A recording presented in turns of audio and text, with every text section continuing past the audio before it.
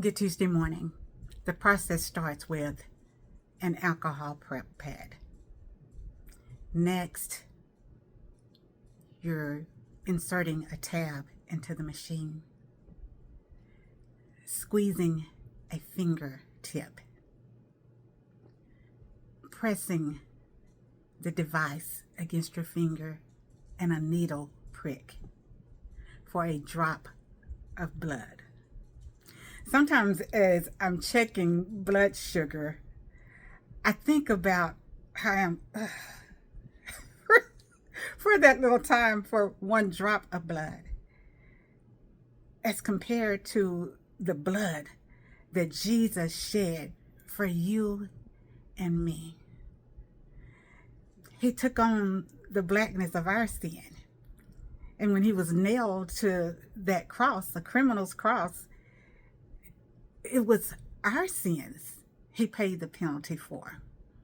And the writer of Hebrews, as he is exhorting the people to continue to run the race against sin, he says, therefore, since we are surrounded by such a great cloud of witnesses, let us throw off everything that hinders and the sin that so easily entangles us.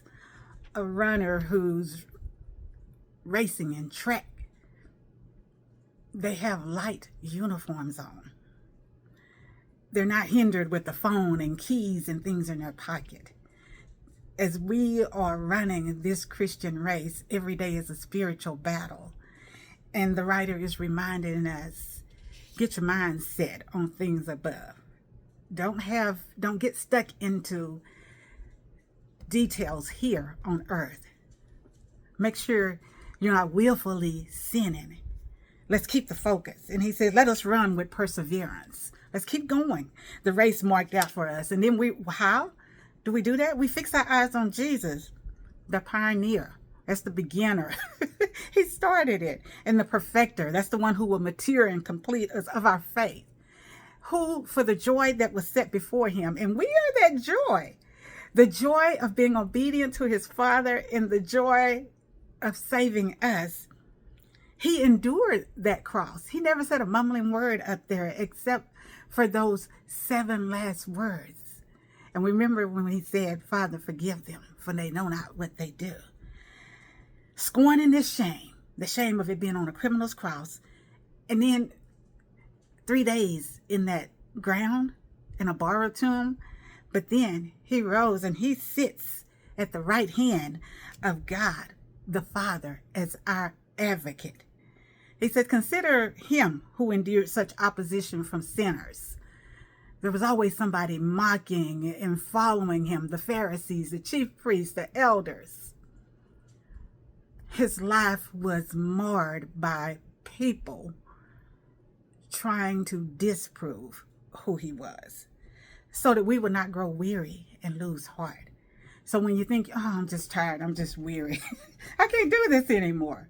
I don't want to prick my finger again. I don't want to go through this. It says, in our struggle against sin, when we're tired of fighting this world, when we get so worn out and watching the news and hearing about the economy and everything going on with ICE and DOJ and all of the different things, when we see things happening in our community, the violence, the division, the hatred, racial disturbances. He says, in your struggle against sin, when we struggle with our fear, we struggle with our doubt, we struggle with addictions, we struggle with our flawed personalities, we have not yet resisted to the point of shedding the blood. A drop for a blood sugar test is not anything compared to nails in your hand and your feet and punctured in your side for sins that you did not commit.